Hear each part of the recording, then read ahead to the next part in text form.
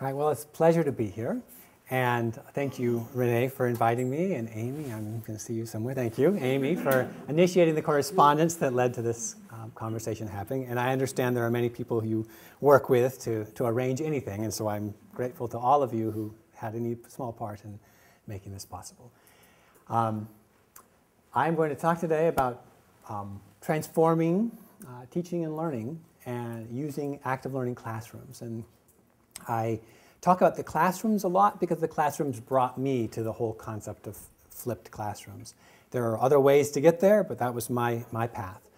And this is my classroom. You'll see it in a little bit, how it got to be that way. And this is where I'm from, over here in the Twin Cities. So, as Renee said, that's where I've been. And these are the classes I've taught. These are introductory students, so majors. Every major takes this class. There are 2 sections of it every semester. I teach one of them. Cell biology, there are 7 sections of that, each with 100 students in it. I teach 2 of those a year.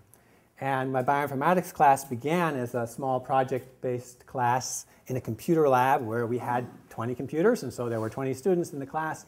These days, so many students have laptops. I teach it in an active learning classroom, and there are 45 because my dean wants me to scale things up because that's what we do. And it was a challenge for me, and active learning classrooms made it possible.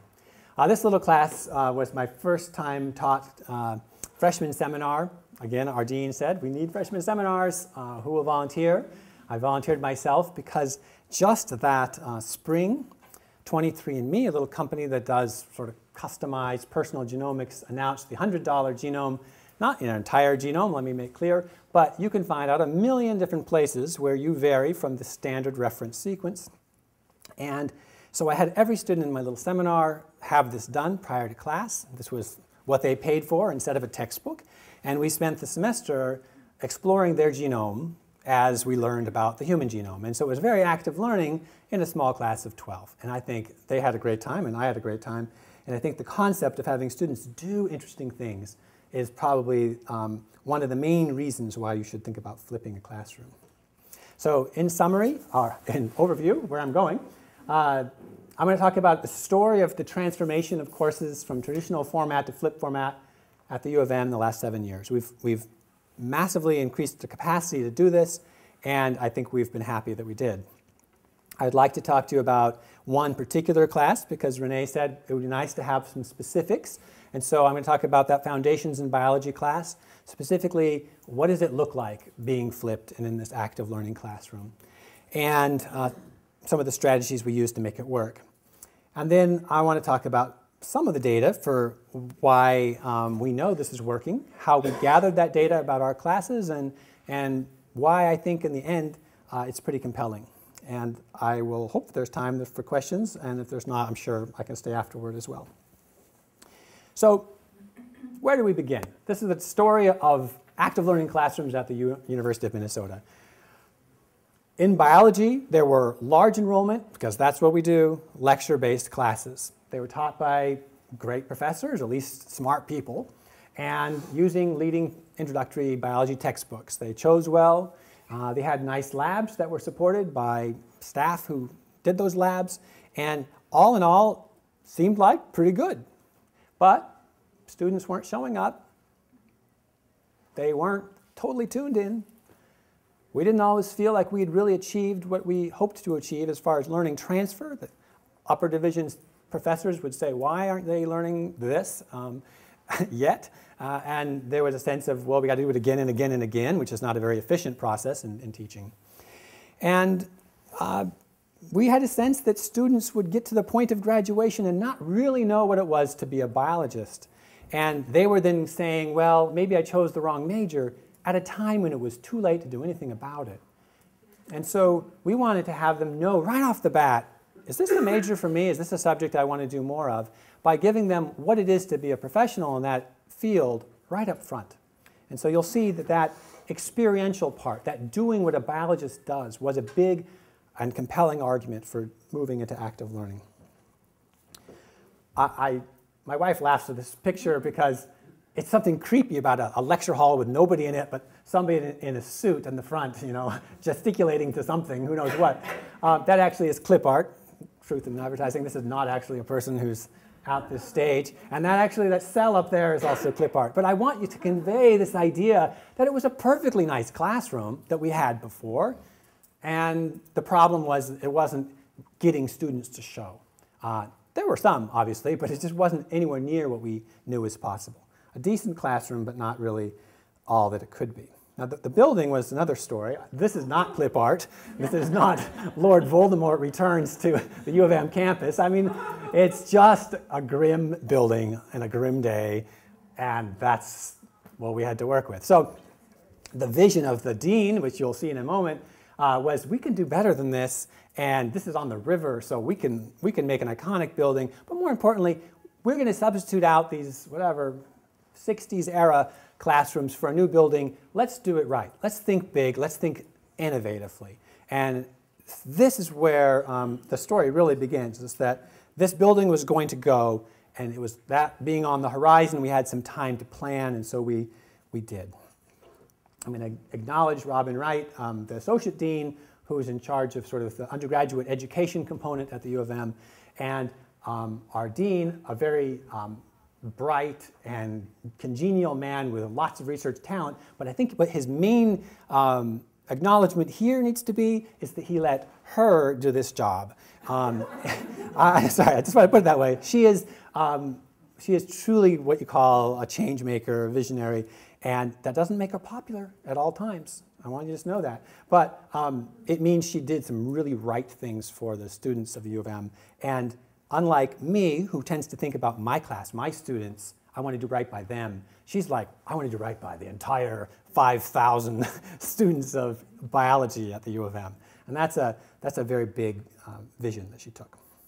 Anyway, so if you hear about active learning and you're left with a lecture hall like I showed you, this is one approach that one could do with active learning. You divide that classroom up into little zones, and the people sitting here and here will work together. You guys just turn around and face each other, and you can make it go, right? We all agree that you could somehow make group work in an auditorium. But I also hope you'd agree that nobody's going to feel like that room was designed for those activities. And I think it sends a very clear message to the students, but it also sends a clear message to the instructor that, if I lecture a little bit more, that's going to be good for these students because this is what the room's made for. So getting the room to look right is important. And so here's a grid. I don't ask you to read it, but simply to realize that we can talk about spaces and what we want to do in those spaces and look at them in terms of, if you're delivering information, a lecture hall makes good sense. If you're just going to just stand and deliver, the classroom I'm going to talk to you about later is not as good for just giving lectures. But if you're going to have communicating amongst people, these tables, structures, or small groups make a lot more sense. And so it's in this spirit that we thought about making some classroom changes as well as curricular changes. And I'm going to show you this. This is not actually at U of M. This is at University of St. Thomas that I recently visited in their business school. And they were essentially just remodeling a couple rooms. And I want you to think about this because really, while I'm going to show you a building that's full of these rooms, it's possible to start with single pioneering pilots examples. And probably a lot of good reasons to do it that way, to work out bugs and figure out how it works, to persuade the powers that be that this is a safe bet, etc. But anyway, small groups. The instructor you can see is in the middle or maybe on the side, but essentially he's going to be wandering through this cluster of tables throughout the period. Our model goes this route. And again, U of M, my classes are 100, 150 students. We think big, and even the teams are big. And there are plenty of arguments for having smaller teams. I will be the first to acknowledge them. But this model, called Scale Up, has the idea that you can sometimes work in a pod of 3, and sometimes you'll work as a highly diverse team of 9. Diverse resources, the idea is. Lots of reasons for it. But anyways, this is the unit of our classroom. It's that times however many, 17, 4, whatever number the classroom is going to hold.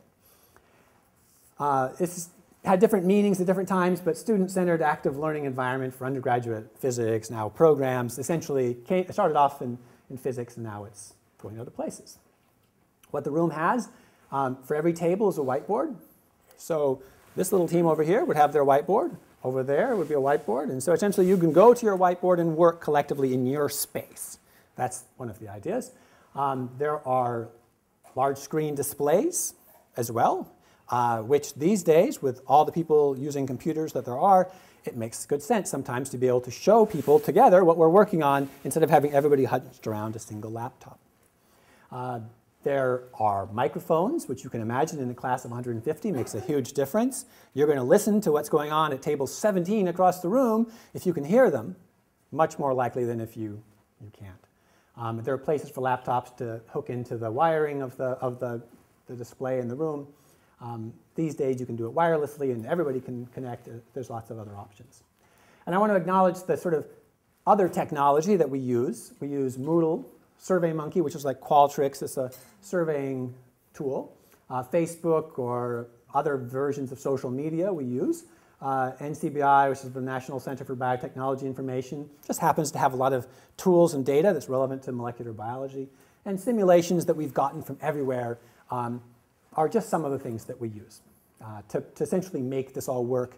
And it works quite seamlessly, actually, in terms of powering what we do.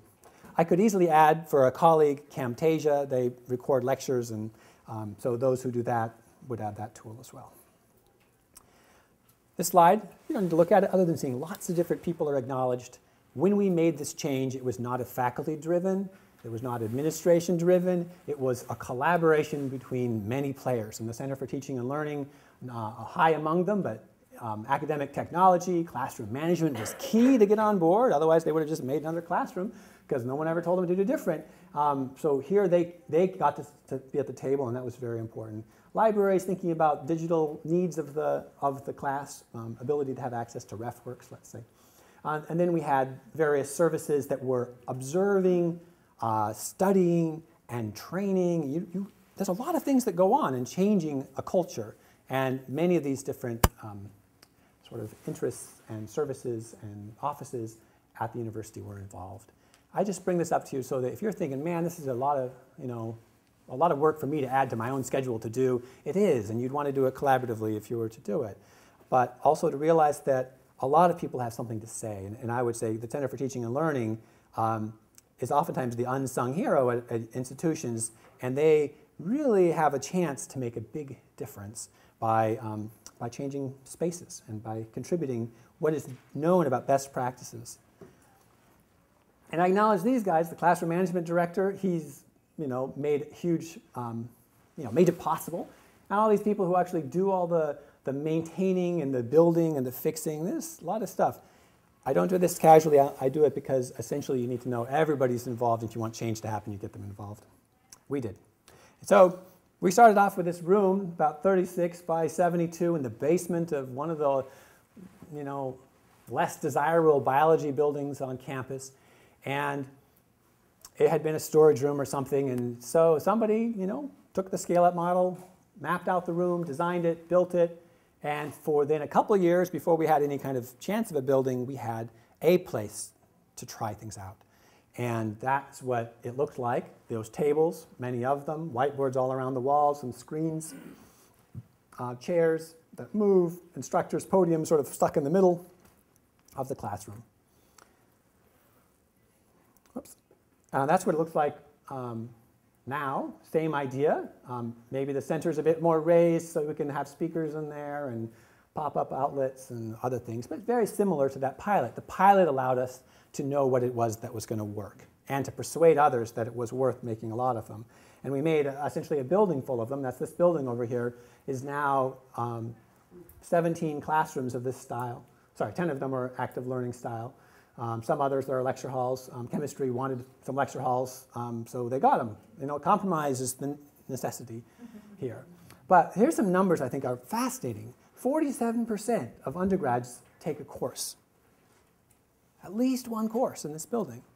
33% in an active learning classroom, and it serves a lot of students each year. So we can get at least some active learning experiences to almost all the students. Okay, so that was this origin of this building that I now work in, there are other active learning spaces popping up all over campus now, but this was sort of the big tour de force of them. And what I would like to do next is talk about a class that I'm deeply involved with, the Foundations of Biology, and how it evolved, but also what aspects of it represent sort of a flipped classroom and take advantage of this active learning classroom. And I'm going to warn you ahead of time, this can be kind of overwhelming. There's a lot of changes that are embodied in this class. It is not a micro change, even 5 micro changes. It's really an entirely different beast of a class. And it's partly because, again, that dean said, we're going to do all the right things. We're not going to do one right thing and then another right thing the next year. We're going to do them all. And that's kind of crazy. And you know it's going to make anybody stressed out. And the students were stressed out, and we were stressed out. But it was an exciting adventure, and it led to a good place. So this is the story of the Foundations class. Again, our acknowledgments are justified because there are a lot of people who put together thinking about this one class. They didn't obviously spend all their time doing it, but they contributed a little bit each to coming up with how this class should look. And in deference to the Scholarship of Teaching and Learning, I mean, y'all know it's out there, you know, but someone's got to read it, and we did, and we decided we would find different sources that spoke to us about the way people learn, or way biology should be taught, or how you make a team function properly. We took inspiration from other campuses that had biology programs that we admired. We read about blooms, and we actually said, what can we do to apply what we know? This idea of scientific teaching, that we should think like scientists about our classes. We should be scholars of teaching and learning, not just in our own discipline. All of these were factoring in and being mixed together. And I'm just going to show you a few more to say there was a lot that we looked through that argued to change things. And they gave us specifics about how we might do it. So for you, I think each of you should think about what books have I read or articles have I read in my field that would give me some ideas, and go to that. You've got a great resource on campus that will give you access to those books. You can find them as well in other places. That's what gives you the first principles method of arguing your way to how should I make my class better. I think it's really by understanding what people have learned over the years about different ways of doing it. So we can break free from what we've done, which is modeling the last time I taught this class, or the last time I saw it taught by somebody else. All right. I don't know if we still have laughter next door because of the laughter yoga, but that is great. If you guys think this is as funny as they think. All right, so I'm just going to show you a couple different minor bits of teaching and learning scholarship. The learning cycle of Kolb says that we process and learn in this multifaceted way. We take in information, we then find meaning in it by reflecting on it, we then abstract it, come up with some ideas, and finally we can do something with it. We can either retest it or we can just accomplish something with it. The traditional course, arguably, with a lecture emphasis, says, come to class and I will deliver you information. You will then hear and experience the information I'm giving you. And if you're a good instructor, you might demonstrate something, you might show them something, video or something, but it's still, the idea is in class, I'm giving you information. And then you go home and do some homework, or write a reflection, or do something meaningful, write a paper, maybe abstract, write a paper on some other topic of interest to you, and then come back and be tested later on. That's sort of how we like to think of it. And the one thing you need to know about this is it's somewhat stressful for students because typically they're not getting a lot of help on those two parts there. And so they come to your test and they say, well, wow, you're asking me to do something I really didn't know I needed to know how to do, and it doesn't seem very fair, or it was too hard, or whatever. And we get disappointed by the results because, well, we helped them with the easy part and not so much with the next more difficult part. So the same learning cycle can be looked at from the view of a flipped classroom, which is where we say, look, put this part, which is reasonably easy for many students to do, whether it's watching a lecture that you've recorded, or a lecture from somewhere else, or reading a textbook chapter, they should be able to do that. And if they can't, they can learn how to do that effectively, reasonably well. And then in class, you help them find meaning and abstract and ideas, abstract information to create their own ideas. And then in class or outside of class, you give them some kind of opportunity to show what they know how to do. And the emphasis is on you've been showing them how to do stuff all along, so by the time they actually get shown in a testing situation, they're ready. So this is just one way in which we re-envisioned the class to be an active learning format. Another was looking about Bloom's taxonomy. You've all seen this before. The idea is that learning objectives that we might have for our students can be on many different levels. I want you to understand the Bohr model of the atom. I'd like you to understand the reasons for the Civil War. You can come up with objectives like that, and understand, remember, recall are all down here. Pretty easy stuff. And having people create something meaningful or evaluate something complex or analyze and apply concepts are harder. So this is going back to Kolb again. He'd say you start down here and you slowly work your way up here. So why don't we help in class with the hard stuff? And so instead of having this be the stuff that's in class, this goes out of class. Instead of this being out of class, we make this in class. That's the idea. And again, that argued for an active learning format. One last thing before I get into the class is this concept of backward design. And I'm, again, pretty sure you've heard about this, but the idea is this. If you have a new colleague and they're going to start teaching some class and you say, here's the textbook, that's pretty much what we want you to cover. And what you need to do for your class is figure out what's the most important stuff of that to talk about. That's traditional ways of designing a class. If instead you say, what would I really like my students to be able to do? Just 6 things, 8 things that would be profoundly moving for them to be able to do. And instead, then think, how can I design my entire class to help them be able to do those 6 or 8 powerfully interesting things? That is backwards design. Because now you say, it's not that it's a cute activity that I could have my students do. It's because this activity would make possible objective number 2. And that big thing will be supported by this little activity. The activities stop being decoration of a class, and they start being fundamental to allowing the big achievement of your goals. So that's the difference. You say, what are the 6 main things to accomplish? And then you work out everything, even the readings are based on how you can make that happen. And this is Wiggins and McTeague there who came up with this idea, or at least applied it to education. All right, so this is what we had as objectives. Lots of content knowledge. I'm not going to bore you with the details of what we want an introductory biology student to know about genetics and evolution, but there's a lot. But it's this other stuff that people have been talking about wanting for a long time and not really making a lot of progress on wanting that I want you to pay attention to a little bit. I'm going to argue that we do better at this than we did before, even though we don't lecture anywhere near as much. But I'm going to say that before we weren't doing this hardly at all, and now we do this really well. And so these types of things that might relate to being a great employee, a great worker, a great physician or scientist or whatever, are the things we really hit home in our introductory biology class and the classes that come after that are in this format. So flipping, I'm just going to mention flipping because I don't usually use that word, mostly because it's just a different term for something that, I think of differently, but it's intrinsic to having an active learning focused class. Is that normally you'd say, in class, we do passive learning. Now there are those of you who can say, look, my students are listening critically, they're thinking hard, I'm asking them questions they're grappling with. Okay, so passive is a bit, it's a bit over the top. Okay, maybe it's not entirely passive, but there's some element of passivity to the learning.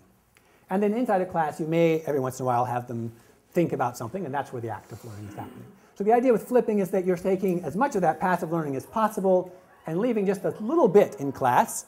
The last little bit, perhaps, you might have to leave, and the rest of it suddenly becomes available for active learning. And when people say they have a blended class, what they really mean is they're somewhere here on the spectrum, maybe this much passive and this much active, and you can imagine you could be anywhere on that spectrum, but the flipping is this movement, this direction. I want to show you one other thing that most people don't think about when they hear the word flipping a course, and that is that some other important thing happens. And that is you get more outside of class student effort. We bemoan the fact students don't read enough, they don't really give time to this assignment, they're not working hard enough. They write on their evaluations, I put 2 hours a week into this class and it wasn't enough, and this is crazy, it's asking too much of me. What is 2 hours a week? I mean, this improbable estimation of how much they should spend on their class and how much we ask them to anymore. We give them our slides, we give them study guides, we give them tons of things, and then they say, you know, I didn't really do anything other than read those, which is understandable. You know, people don't read textbooks sometimes, or anything for that matter, and then we wonder why they're not learning as much in our class. So I think that as we flip the classroom, we also get more of this. Whether they're now watching the videos of the lecture 2 times, possibly 2 or 3 times in some cases. Maybe they're really reading the book now because you're holding them accountable for having read it. There are things you're doing that are motivating greater effort outside of class. And I think that is an underappreciated aspect of a flipped classroom. Okay, so the class. We have 2 classes actually. The first semester, the second semester. One's on genetics and evolution, the other's on cell biology, biochemistry, and ecology. There's a lab for each of them. I have nothing to do with the lab, so let me just say that. Graduate TAs do the lab, so that's what happens. There's another class here where we have them doing authentic research, which means some faculty's getting 200 undergraduates working on their research at some given time. Those all have valuable components to them. I'm going to be focusing on this one little class. Okay? This we call the concept lab rather than lecture because we're trying to get away from the idea that they go to class and have a lecture. Every student who's going to be a major in biology, biochemistry, plant biology, genetics, you name it, any biology-related thing has to take this class. Transfer students have to take this class, and that's a pain for them to have to take it, but that's the dean's decision. So, anyways, I'm going to talk about this class, but I'm going to show you the elements of it that can trace back to this book. This Larry Michelson's idea of team-based learning. D. Fink writes a great book about designing meaningful courses. But together they wrote this book on essentially the transformative use of small groups in college teaching. The idea is that a group and a team are an entirely different thing, and you should never use those 2 words interchangeably. Group work is one thing, a team is another thing. And they talk about why that's important, but I'm going to tell you that when you start asking for group work, there is 0 guarantee that it's going to be meaningful to the students who are doing it. They can hate it. With all their heart, they can hate group work. And so we made an intentional effort to say we're going to make this become a great experience for them. It's going to be teamwork where they have at the end, tears upon parting with the members of their team at the end of the class. Okay, we want this to be great. And that was important. Okay, now I'm showing all the pictures. I didn't know if that was kosher to do that. So this is a team. In this case, we've got, 8 people? Am I counting right? Yeah, 8 people. They have names. Alexandra, they're from various places, Illinois. They're honors students or not. They've self-defined themselves with some adjective that we ask them to pick from a long list. And so we know there's a variety of cognitive skills, ethnic backgrounds, gender, honors, course preparation status, willingness to be involved in teamwork, you name it, we have that information. And what we do is we intentionally set up these teams to be maximally diverse, but reasonably equitable one to the next. So if there are 16 teams and 16 honors students in the class, 1 honor student per team. If there are 16 people for whom English is not the first language, 1 of those on every team. Okay? The idea is we want to break it up so they're getting to know people who are different from them in every possible way. And so we don't have the honors table and the I can hardly speak English table competing with each other in some kind of competitions that we are setting up. We want it to be fair. And so this is how we set it up. And the way I do it is I have these surveys. I use SurveyMonkey for this, but there's other ways one could do it. I ask them about where they were born or spent the first years of their life, what their first language is, where were they 5 years ago, because they may have been born in China, but if they've been here for 17 years, I don't want to assume anything other than they're probably fluent in English, right? Down here, how many courses have they taken? Okay, this is for a different class than my intro class. It has other ones. In the intro class, we ask about whether they've had AP biology, biology in 10th grade, 9th grade, never really had biology. There's all kinds of differences of preparation. And we just need to have this in a big spreadsheet, which allows us to make, in about an hour and a half of effort before the beginning of the class, those teams. So they have already been assigned before we begin. Okay, so element 1 was to have an intentionally set up team. It's permanent for the entire semester, and it's, in this case, 9. Now, Michelson likes the teams to be more like 6 He thinks that's a better size, 5 to 7. So we're sort of violating that recommendation, but again, the scale-up model and the tables we had told us we needed to do that. The second thing, besides having these intentionally set up teams, is to have students be accountable for the quality of their work. Now, this is really important. We need to make them accountable not just for their individual learning, but for their team as well. If it's all about them, there is no us, then we're not going to get that kind of team, that kind of group forming that we want to have. And so one of the things we do is give them lots of things to do together as teams. But one of the critical things we do is give them at the midway point in a formative way and at the end of the class in a summative way an opportunity to give a performance evaluation of everybody on their team, including themselves.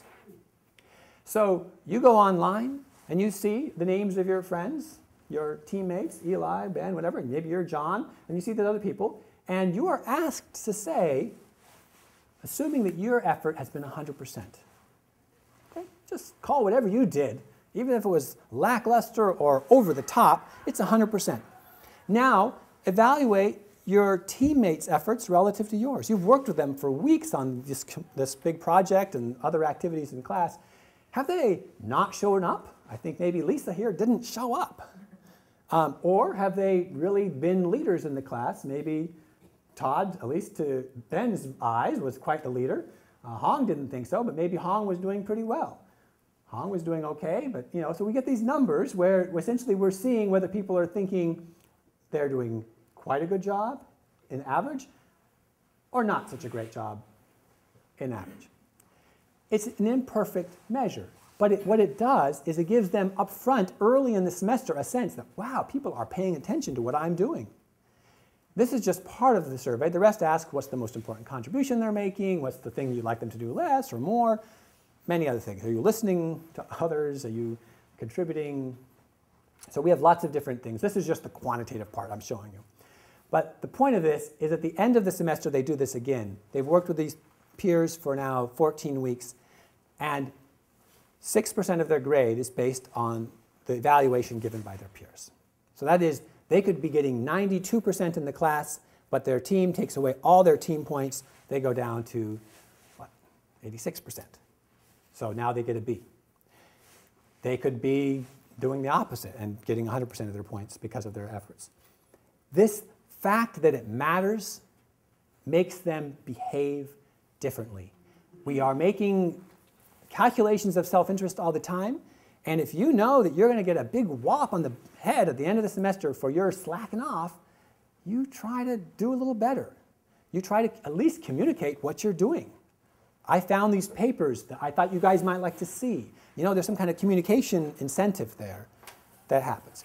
So a big part of team-based learning is that you are holding the students accountable. They are held accountable for their team contributions, and there is a lot of opportunity for them to be held accountable for their individual efforts too. So you can't ride the team to a good grade in the class.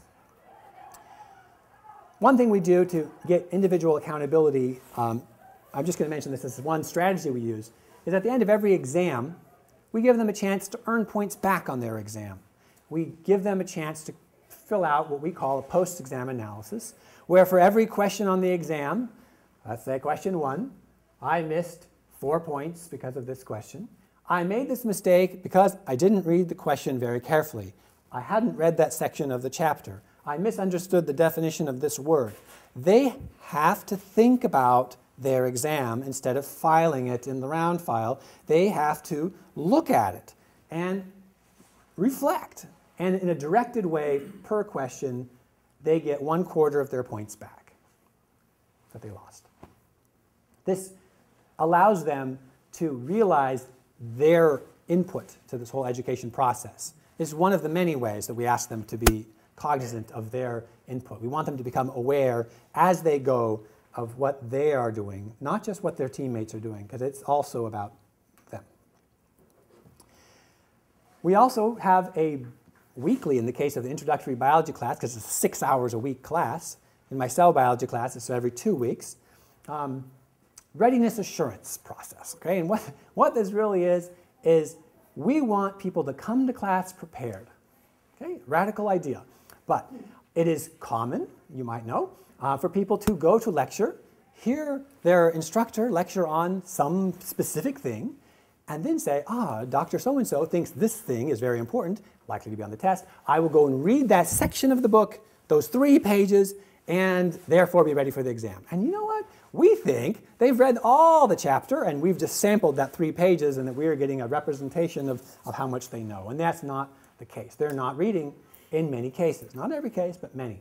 So our idea, not our idea, the team-based learning idea, is that students come in knowing what they are supposed to have read, having a study guide pointing out some of the treacherous area in that discipline, misconceptions people frequently have, maybe giving them some questions which they can explore on their own.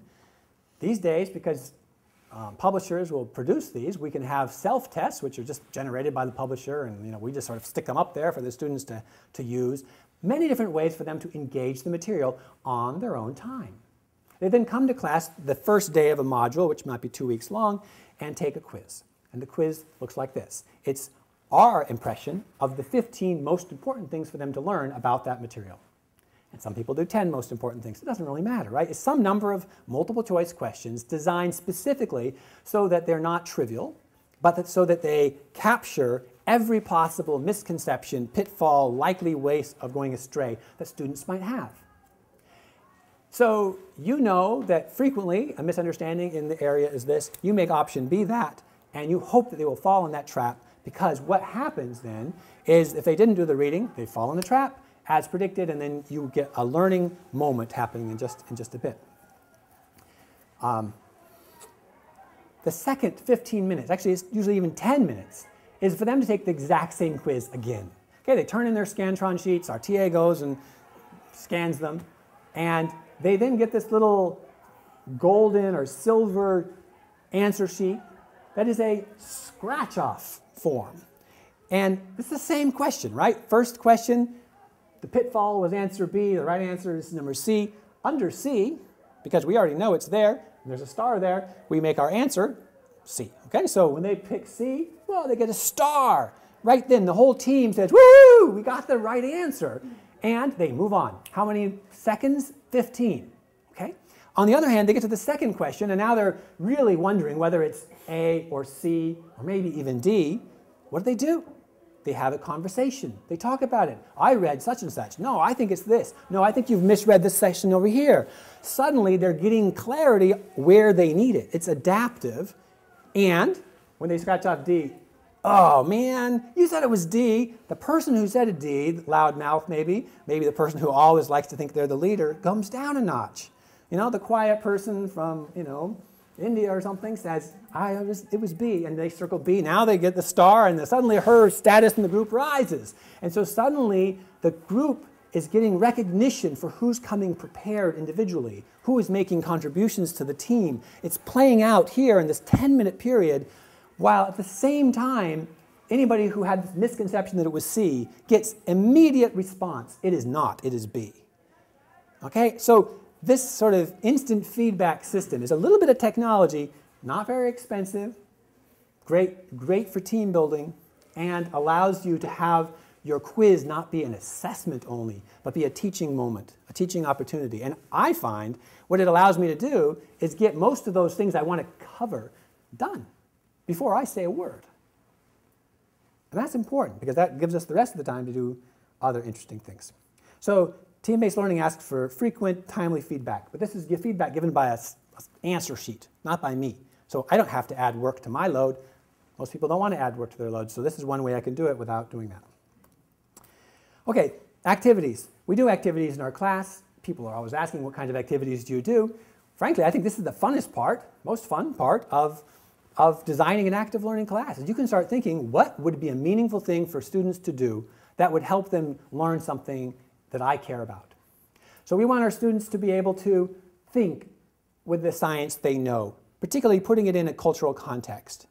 So we have a case study about, midwives and medical students in Hungary who were not washing their hands, and women were dying of childbed fever, essentially getting infections from the med students.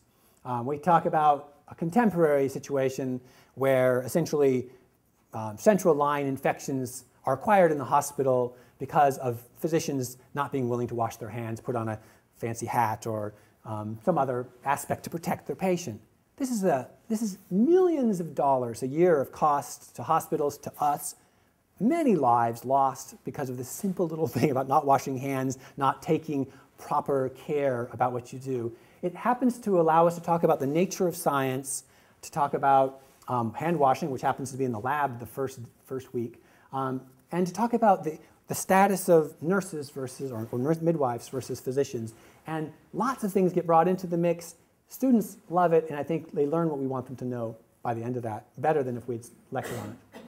I love genes and proteins. I have them annotate actual sequences because, you know, it looks like ACGT until you start knowing the patterns. And so being able to do it and saying, I've actually been able to look at the insulin gene and I could show you every part of it and what it's doing. I think people feel empowered by that when they're a freshman and being able to do something with real sequences in the databases. Students frequently have a hard time understanding why eukaryotic genes, that's genes of fungus, animals, plants, have these interrupted things called introns interrupting them. So we have them do maps of genes with labeled cards. And there's something sort of Montessori-esque about this because essentially the answer sort of forces itself and you could see when it's wrong. And I think they learn by doing this, but it's also kinetic and they're talking with each other. And I know, they like it. They have a good time, and in the end, they do better on those questions about gene structure. We want them to know how to find information, how to do research. These days, they're doing it on the computer, so we can do it in class. 20 questions, find this information, go. And we've had a little description about how you do it, what kinds of sources you might go for. We maybe have the librarian talk about things, but essentially, this is a chance for them to play, to see if they can find that information. And they have a great competitive time trying to be first, trying to get the most answers right. Making phylogenetic trees, you essentially are trying to say how different organisms are related to each other using different kinds of cues. You look at a rabbit and a rat, and you say, wow, those are more similar to each other than either is to the whale. Okay, so you can sort of put the rabbit and the rat together, the whale over here, you can develop a tree from that. We can create a game where there's lots of pitfalls for them to fall into. They will make misassumptions, wrong decisions, and then we can go around and have them explain what they're doing and talk to the class about the choices they made.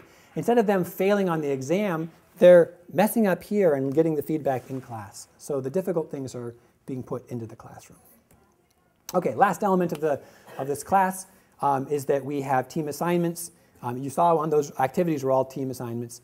And we have a team project usually as well. In this class, in my cell biology class, I ask students to design some crazy protein that does something. If they were genetic engineers, they need to do this. They use some data that I give them right here and use it. Apply what they know. That's all that's important. You can come up with whatever it is you want them to know. You give them 10, 15 minutes to do it.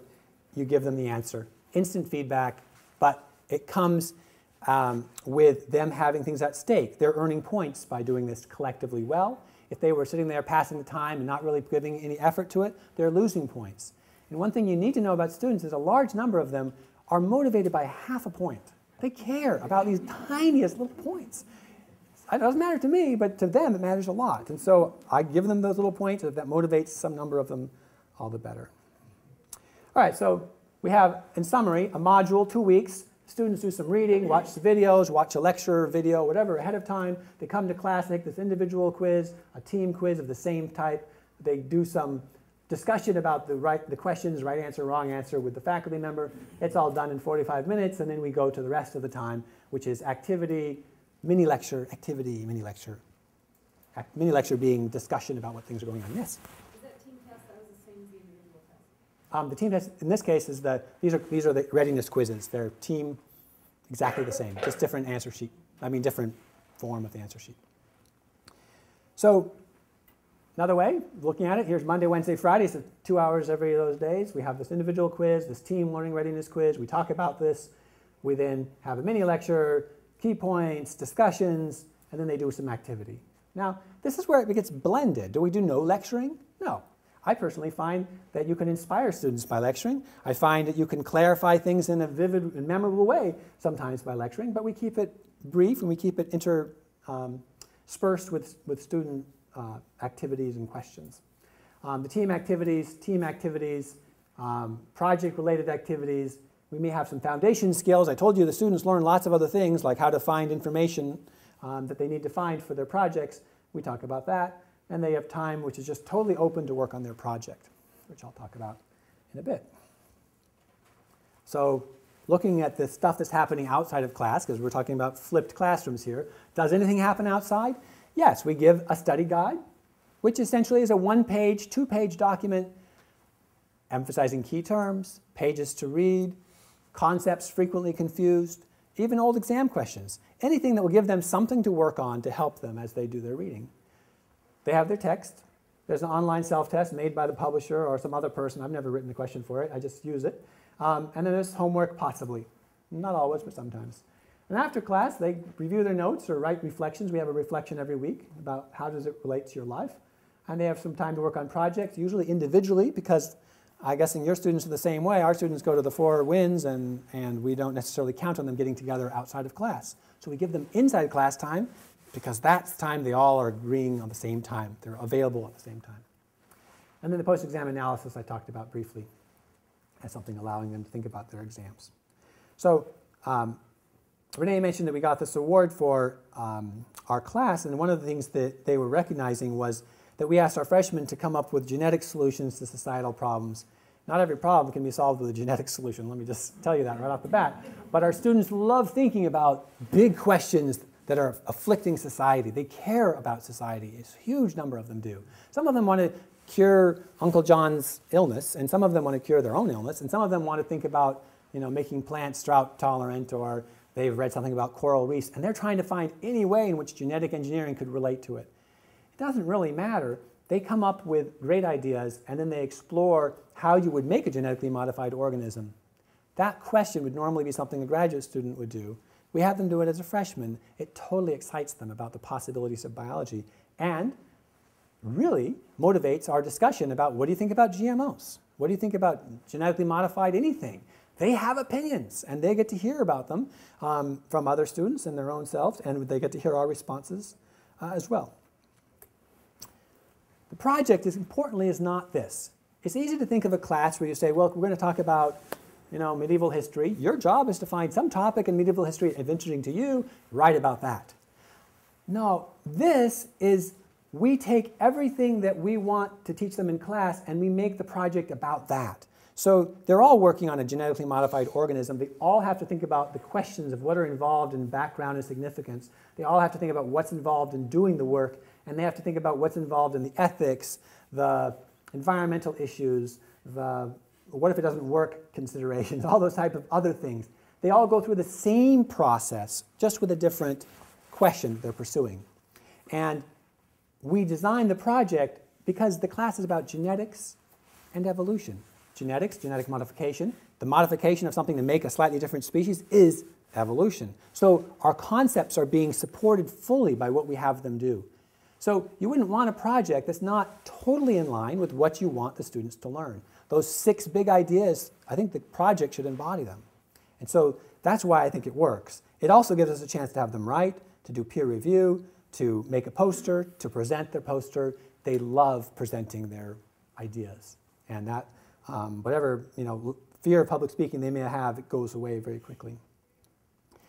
So I just told you this idea is that it's highly integrated into the class. They're learning these soft skills or other questions. What is science? How does science affect society? As they go along, learning the topics of the semester. They're happy when they present their poster. It's a big day for them. At the end of that day is the happiest day of their semester because it's been the culmination of a whole lot of work. And they've applied, they've analyzed, they've evaluated other people's work. They've created an idea. They've collaborated. So these things we want them to do, they've done. And they know it. And we know knowledge is social. We create knowledge by our communal efforts. And they get that as they do this project. All right, so summary so far. Active learning can be, should be, a richer learning experience for students. Okay, it has ambitious goals, not just I want them to sort of know calculus. You want them to know it at some amazing level. That's your objective. Your goal in some cases is to transform the students. I mean, that's my goal. I don't want to have them just come out slightly more knowledgeable. I want them to have the memorable class of their college career. And so you put it out there, and eventually you work your way towards it. They learn to master the material, but they also learn to do other things. And I think those other things are what makes the class especially meaningful to them. Students are capable of doing way more than we expect them for. Even the weakest students come out at the other end having done things they never could have imagined doing. Okay? Are they perfect? No. Are they all knowledgeable? No. But they're way better than they were otherwise, and I'll show you that data. And then sort of this intentionality, designing a course rather than showing up and giving them some information. Gathering feedback, giving feedback. You give it to them because that helps them correct their errors, and you give it to them in as efficient ways as you can. But you get feedback from them. What about this class period today worked for you? What questions do you still have? I love gathering that data because of the next time I teach that class, and I always teach it again, I can use that to help design my activities. Maybe you're wondering what activities to do. Well, get that information from the students. What do they not understand at the end of your traditional class? And then you'll have that, after a semester of that gathering of data, you'll know what to do. All right, so this is the question I would like to make sure I answer before I go. The question of, can we cover as much material with this method? Someone might say, look, if there are 15 topics that I think everybody should know about this subject, this 2 weeks of time I have, what would those 15 topics be? I will spell them out for you in the time I have over the next 2 weeks so that you have heard my 15 most important ideas. And if I have a book that's pretty supportive of what I say, I can get those two things totally reinforced, and you at the end of this will have a lot of understanding because I will have illuminated those points. And maybe in the lab or some other section, discussion section, some things will be brought up. In the exam, I'll sample a few of those things, and that's what I'm going to call my class. And if you look over here and you say, well, this active learning or flipped class, you don't even lecture on these topics. How do you expect students to learn? Just from the book? Right? That's the critique that people will get when they're flipping a class. Now, the consolation to people is they have Camtasia and they're willing to videotape everything. Well, essentially, they can get all of this happening on the student's time, right? They watch the videos of you talking. So that's great. I'm not opposed to that. I don't do that myself, but essentially, I do acknowledge I'm not going to lecture on everything. So what's the answer here is this, okay? I'm a skier, so I do these little symbols over here. This is the bunny run, the easy one. This is a little harder, and this is the difficult ones, okay? I'm just trying to show you that not all your 15 ideas are equally difficult for students. So what I want is that I spend my time lecturing, if I'm going to do any, on those hard ones. And I want students to spend their time talking, if they spend their time talking on those difficult ones. And they don't waste their time on ones which they already got back here. So they're not falling asleep in class saying, I already know this. Why are we doing this? So essentially what's happening is the answer to the question, how do we cover what we need to, is that we cover the difficult things in many different points of contact across the module. They're learning it from reading, from the self-test, from the study guide, from the LRQ, this team quiz, an individual quiz. They may hear about it in a lecture. They're getting it on the exam. If they miss it on the exam, they're getting it in the post-exam analysis. And if it was an easy idea, no, we don't talk about it. We don't waste their time on it. They come to class and they know the things they're going to get in class is the tough stuff, the meaningful stuff. And so the answer is they cover what they need to cover, where they need to cover it, as much as they need to cover it. And where the things are difficult, they get all the extra levels of contact that they need. And let me just point out, the study guide is passive. I write it once. The text is written by somebody else. The self-test was made by the publisher. This was my work of art, was this learning readiness quiz. I rewrite those and refine them because they're a very useful tool. The lecture, I gave this lecture before. I'm just reducing the slides and picking the ones I talked about most. The activities took some time. The exam, I've always written exams. This doesn't take me any time. The project takes me a little time. So I'm not proposing that there's a lot more time on your part. There's just a lot more different points of context for the student where it matters. So the lecture model doesn't look as good when you compare it, again, in terms of how many points of contact for the difficult topics. So faculty time, let's talk about that. Truth in advertising, writing those quizzes. If you have 6 of them, each with 15 questions, Each of those questions is supposed to be meaningful, asking students to fall into the trap of misconceptions wherever possible. That takes time. But if you've been teaching this class for a while, you probably have a pretty good idea about what student misconceptions are on any given topic, and you know what is the hardest for them. So I think this is actually kind of a chance for you, the experienced instructor, to show what you really have learned all these years from your students about what the difficulties of the field are.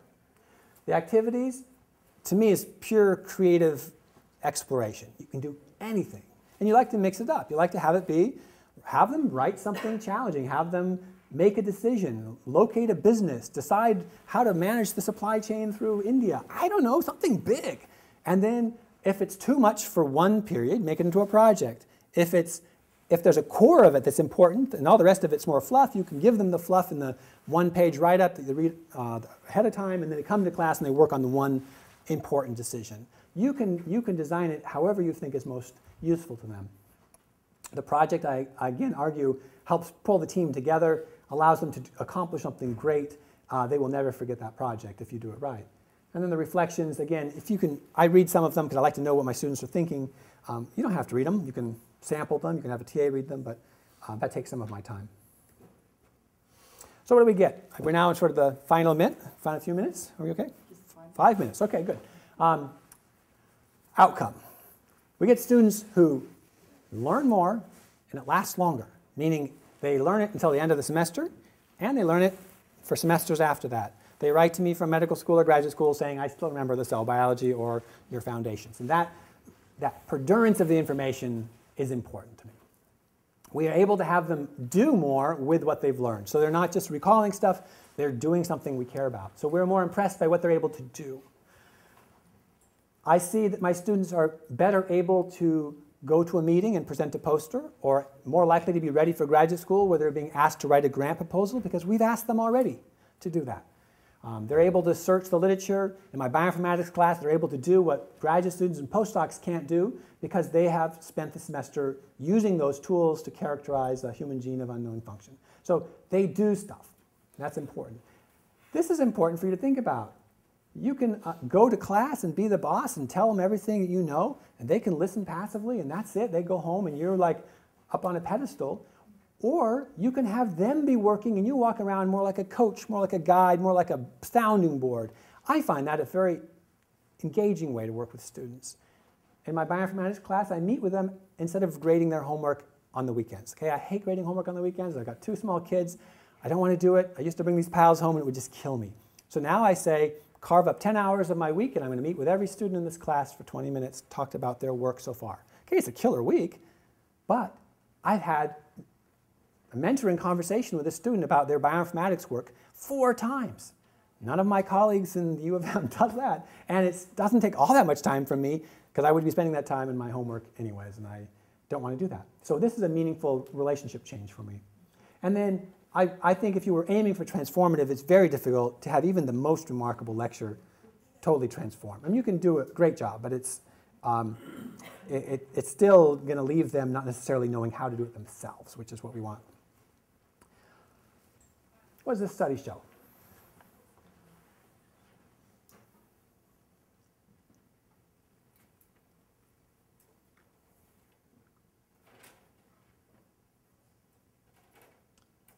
Active learning not associated with student learning in a random sample of college biology courses. Man, that would certainly argue against all the things I've been telling you.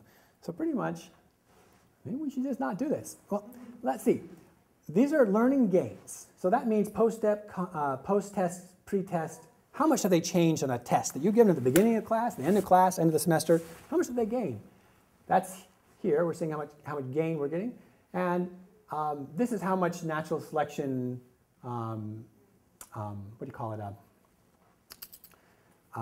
active learning was being used. And so we were not seeing a lot of correlation between the amount of active learning or not.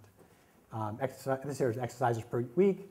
We've got a few exercises here, a lot of exercises over here.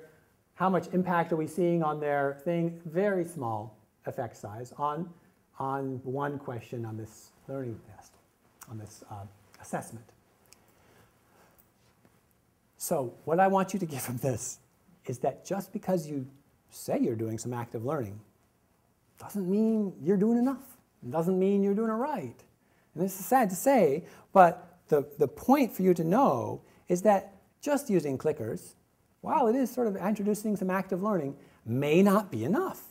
Just having some think, pair, share every couple of weeks may not be enough. Just by having them spend one day of the semester going on the board and having a debate may not be enough. And yet a faculty member might say, I'm doing a lot of active learning, but it really does matter what they're doing and how they're doing it.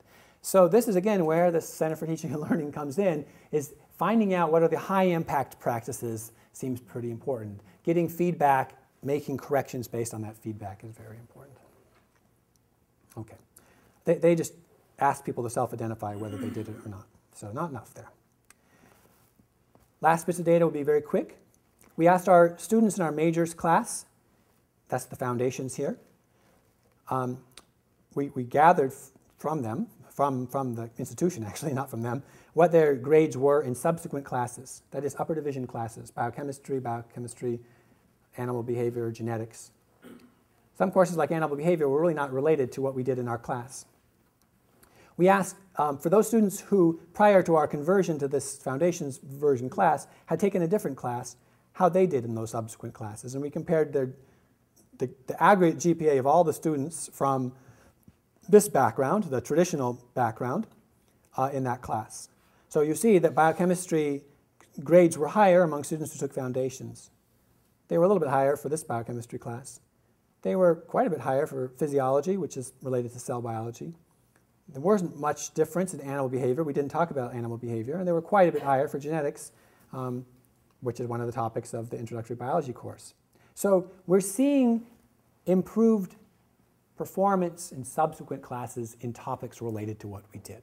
That's one of the bases by which I can say that lasting knowledge rather than short gains. A similar thing here, a different genetics class. How many people were getting A's who had this background? That's in red. More people were getting A's. Fewer people were getting C's if they had the foundations class. So were those courses also shifting to? This course was not. Their models? This was not. There are some courses now that are, but this course was just a general class. Yeah, that's a good question. So I can get back to what I said at the beginning. We're happy to have the content knowledge be better. But we also want to see things like this happen at our university. And we were previously saying, well, those will be learned in the residence halls and student clubs and work and volunteering in labs, things like that. But essentially, some of these things are now being built into our classes. We're able to support those objectives, those developmental objectives, with our classes. I'm going to say that these classes have had a big effect on student attitudes towards the spaces. Faculty have enjoyed a less psychological distance to their students. The round tables were appreciated. People were happy that students were able to focus, even though you might think they wouldn't focus very well in an active learning environment. And I'm going to say for this one class that I teach cell biology, which I converted after it had been in a traditional format for a while, the learning gain, which is essentially here, post-test score minus pre-test score, over how much they potentially could have improved it based on their pre-test and the total score. Essentially what you can see is the learning has gone up and has stayed up consistently over all the semesters I've taught it in the active learning format. That's the content. And students do all these other things as well. So at this point I'm going to stop. And I don't know if it's time for the panel or what time it is now. It is time for the panel. Okay, so you may ask any questions you like of the panel, or after this I'm happy to stay as well.